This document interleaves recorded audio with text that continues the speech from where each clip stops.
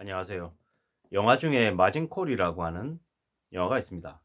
24시간 조작된 진실이라는 부제 제목을 달고 있는 영화인데요. 어느 회사에서 중년의 직장인이 전화로 해고를 통보를 받습니다. 쫓겨나는 거죠. 그런데 통보받은 직후에 곧바로 짐을 싸고 사무실을 비워줘야 되는 거죠. 아무리 월스트리트에서 흔하게 일어나는 일이라고 하지만 19년 동안 일한 그가 한순간에 쫓기는 건 좀 과한 행동 같아 보였죠.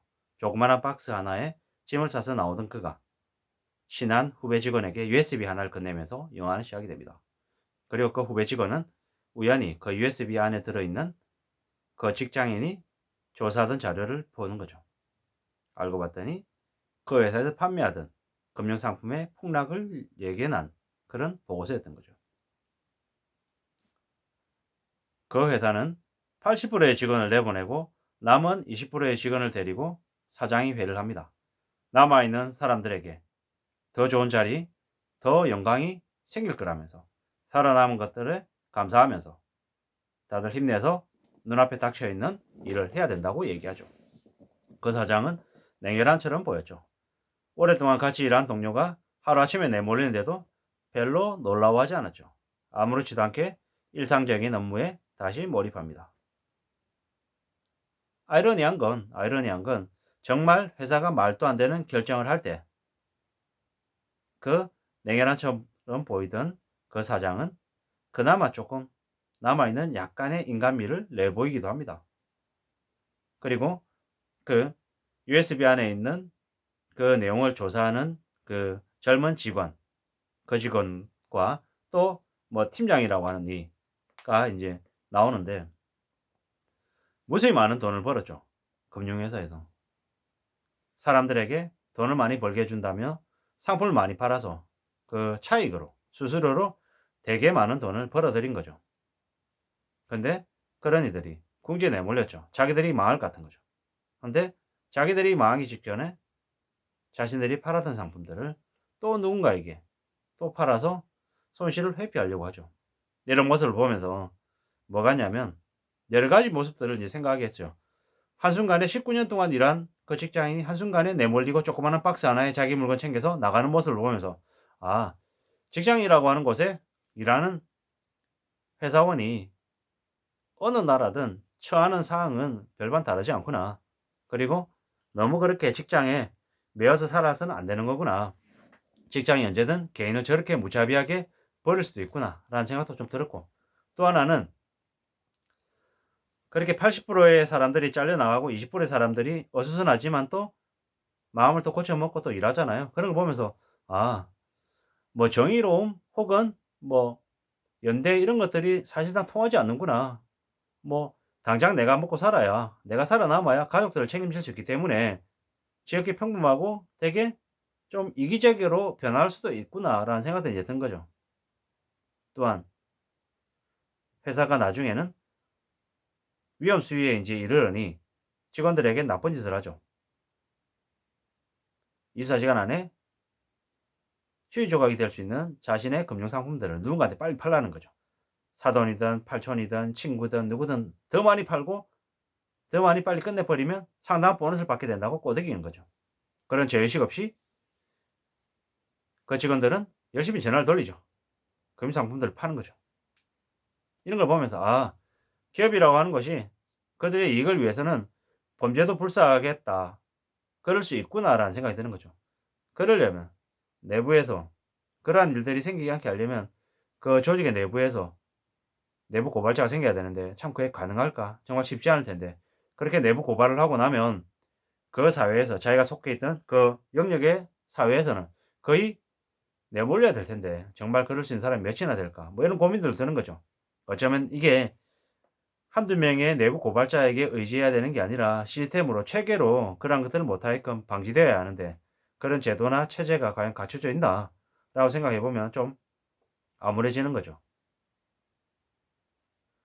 영화인데 고작 영화일 뿐인데 고작 2시간 남짓한 영화일 뿐인데 뭐 그렇게 몰입하고 너무 과하게 생각하는 거 아니야라고 생각할 수 있지만 영화라고 하는 그 작품이 우리한테 주는 메시지, 말하려고 하는 것들은 매우 많다라는 거죠. 남들이 망하든 말든 나만 돈 벌면 된다라고 생각하는 철저한 이기적인 직장인들. 그들의 모습이 우리 모습일 수 있다라고 생각하고 반성할 필요가 있음을 얘기하는 거죠.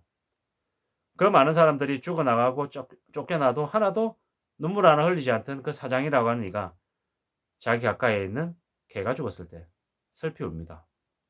뭐지? 사람의 목숨이, 사람의 인생이 개만도 못한 건가? 라는 생각을 들게 하는 거죠. 또 다른 한편으로는 그 사장에게는 주변에 있는 모습이 많은 사람들이 못 믿어온, 자신의 등에 칼 꽂고 자신을 괴롭히고 언제든지 궁지로 내모는 무서운 악마들이지 않았나라는 생각도 좀 드는 거죠.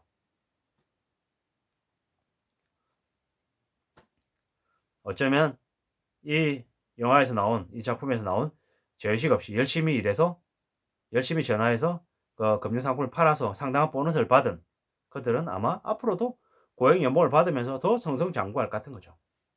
그리고 반대로 그들이 떠넘긴 금융상품을 산 모습이 많은 사람들은 그냥 망하는 거죠. 망하지만 또 그렇게 고액 연봉을 받는 그들은 재생갑을 가지지 않을 것 같다라는 거죠. 영화가 현실의 축약이라고 하는데 보면 많은 생각들을 하게 되는 거죠. 그들이 금융상품을 판 건 배신도 아니고 업무도 아니고 사기도 아니라고 그냥 자기 스스로에게 그렇게 변명을 하죠. 그저 하나의 상품을 팔았을 뿐이야. 그들에게 부자가 될 수 있다는 희망을 줬을 뿐이다라고 말도 안 되는 개소리를 하죠. 이게 뭐지? 무슨 일일까? 라는 생각을 하는 거죠. 마징코를 보면 참 다이나믹하죠. 다이나믹합니다. 되게 지지부진하고 되게 뻔해 보이지만 내일 당장 회사가 무너질 것 같고 망할 것 같은데 그들은 아무렇지도 않게 그들의 잘못을, 그들의 책임을 많은 불특정 다수에게 떠넘기죠.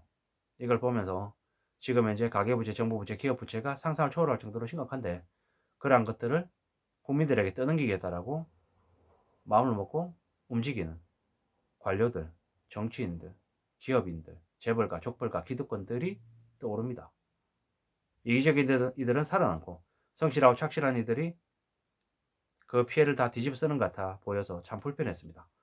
양심을 따르지 않고 철저히 돈만 따르는 그들이 이 시대의 리더인 것처럼 보여서 참 자괴감이 들었죠. 앞으로 한국의 경제 충격이 매우 심각하게 올 텐데 그 경제적인 충격이 고스란히 서민들을 만 힘들게 하고 재벌가 족벌가들 부자들은 더 부자가 되게 하는 거 아닌가라는 생각에 더 씁쓸해졌습니다. 이렇게 믿기 어려운 세상, 힘들고 어려운 무서운 세상이라는 생각이 점점 더 듭니다.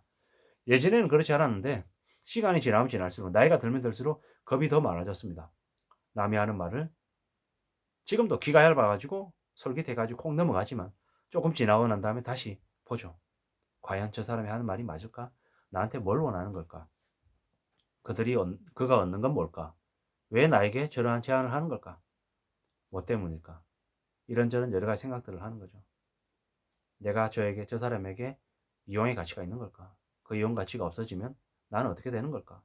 나는 저 사람을 어떻게 봐야 될까? 평생을 갈 수 있는 사람이라고 봐야 될까? 믿어야 될까? 의심해야 될까?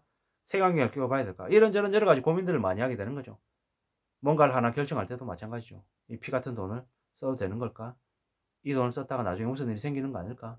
내가 저 상품을 사야 될까 말아야 될까? 뭐 여러 가지 고민들을 많이 하며 살잖아요. 저도 마찬가지고 여러분들도 마찬가지일 텐데 이 조작된 현실, 뒤틀린 이 대한민국이라고 하는 이 나라에 살고 있는 무수히 많은 사람들이 그런 고민과 걱정을 하며 살 텐데 앞으로 우리는 더 어떻게 살아야 될까? 어떤 고민과 어떤 어려움들이 닥칠까라는 생각들을 안 할 수 없다라는 거죠. 앞으로 시간이 지나면 지날수록 남을 믿기보다는 내 자신을 더 믿어야 될 것 같습니다. 그리고 내가 좀 더 공부하고 좀 더 어떻게 대응할지를 생각해 둬야 될 것 같죠. 어떻게든 잘 인내하고 견디고 헤쳐나갈 그런 용기를 가져야 될 것 같습니다. 얼마 전에 그 제 유튜브에 댓글로 저보다 이렇게 젊으신 분 같습니다. 예. 빚을 졌는데 이 금리 인상기에 그 빚을 못 갚아서 미칠 것 같다, 죽을 것만 같다, 힘들 것 같다라고 얘기하시는 분이 있었는데요. 예. 제가 답글을 못 알아들었고요. 절대로 포기하지 마시고 어떤 식으로든 그 자신의 현실을 맞서 나가라는 말씀을 드리고 싶습니다. 너는 그런 힘들고 어려운 일 안 겪어봤잖아. 뭐 너는 그냥 말로만 그냥 그렇게 얘기하는 거니까는 그렇게 쉽게 얘기할 수 있지만 절대 그거 쉽지 않잖아. 라고 얘기하겠지만 뭐 창피합니다만은 저도 뭐 사회생활을 20년 넘게 해오면서 그와 유사한 일을 한 번 겪은 게 아니라 뭐 몇 차례 겪었다고 말씀드릴 수 있고요. 저도 한때는 한참 젊었던 시절이었죠. 찜질방에서 하루 자면 한 4,000원 드는데 그 4,000원이 아까워서 밤을 새서 일하고 난 다음에 아침에 한 6, 7시 되면 그냥 아침 한 10시, 11 시까지 한 4-5 시간을 그 대형마트 점포에 그 교육실이라고 하는 곳에 문 잠그고 거기서 엎드려서 한 4 시간 잤어요. 그렇게 지내던 때도 있었습니다. 그럼 살 당연히 빠지잖아요. 그리고 이제 제 삶이 너무 힘들고 어려우니까 어떻게 극복해 나갔냐면 일로 극복해 나갔습니다. 미친 듯이 일하면서 땀 흘리면 그냥 힘들고 어려운 게 이제 좀 지나가니까.